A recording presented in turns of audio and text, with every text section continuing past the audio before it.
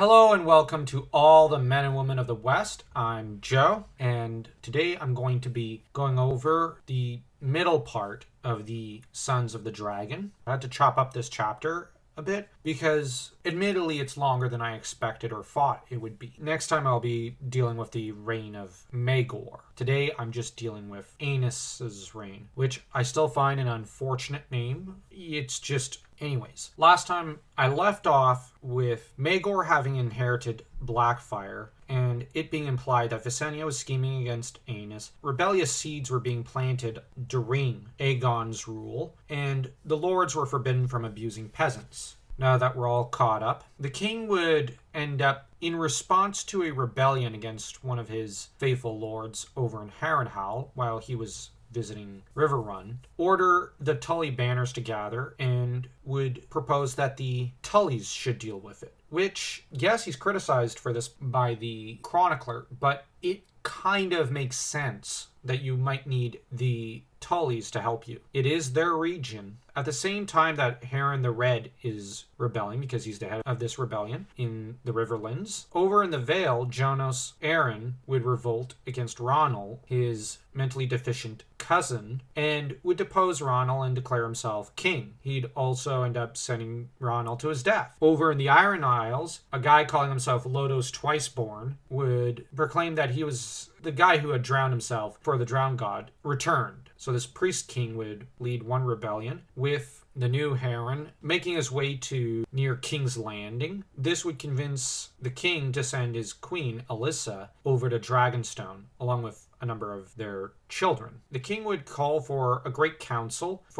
in order to counsel him in this trying time. They would flout his authority and either act under their own auspices or follow the orders of Visenya, realizing she had been monarch in all but name since the conquest. Janos would fail to inspire proper loyalty in his vassals, though, as the Royce Lord would rebel. Maegor would arrive on Balerion to put an end to the rebellion. Janos would be betrayed by his men, who would then be killed by Maegor to a man, which was rather cruel.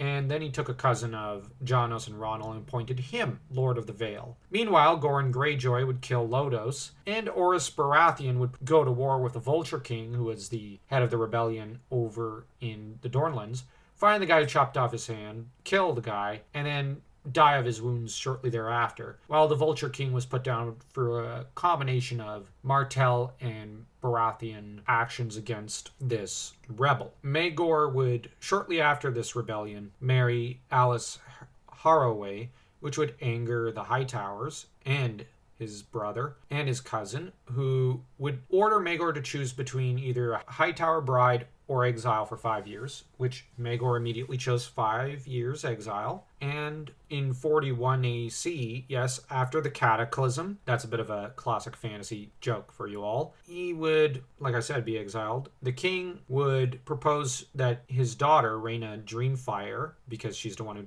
tamed the dragon Dreamfire, so some call her Rhaena Dreamfire, would be proposed that she should wed her brother. Of course, she was Martin's favorite archetype, the tomboy, and she proclaimed that she'd do as she pleased, even though she did rather like her younger brother. Visenya, meanwhile, would propose that the king ought to have moved to burn Old Town when it objected to this union. And, of course, at the marriage, he would proclaim his son Prince of Dragonstone, with Visenya departing without a word, and later that night returning to Dragonstone, as her and many vassals considered that Maegor's title by right. Of course, another rebellion breaks out, and Rhaenys' son is, of course, killed, likely by poisoning because of Visenya, and Maegor returns from exile to usurp the crown, and immediately is put to a trial by 7. He'll go on to win, sustain a lot of injuries, and end up in a temporary coma until he awakens again. Overall, this was mostly a series of rebellions of King or posterior proceeding to humiliate himself and show that he really didn't know what he was doing. In turn, Visenya demonstrated a great deal more savviness for the most part, except for the fact that she proposed burning Old Town with their dragons, which would not be a sound policy. It would just enrage the people against the Targaryens. And in time, they would be overthrown for this heretical, stupid action. That said, at least she's trying to do something, unlike him, because Rhaenys' son is just running around from fire to fire, causing it to get worse without a single plan. We'll see what Maegor does after his little coma and after all his marriages, which proved disastrous. We'll see what happens next. And if you enjoyed this video, don't forget to melt that subscribe button and that like button as though you were Balerion the Black.